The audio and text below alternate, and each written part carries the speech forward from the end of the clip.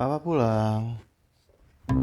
Makanan malamnya udah siap, Mah? Siap dong. Wih. Nih, nasi goreng kesukaan kamu. Hah? Nasi goreng apa ini, Mah? Kok berkuah? Hah? Tidak! Tidak! Hah? Ternyata nasgor berkuah itu karena atap yang bocor. Aku harus segera merenovasinya.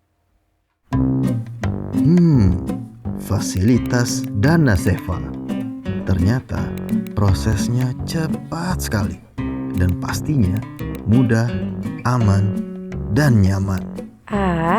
Suamiku memang selalu bisa diandalkan. Di fasilitas Dana Seva, PPKB bisa jadi duit.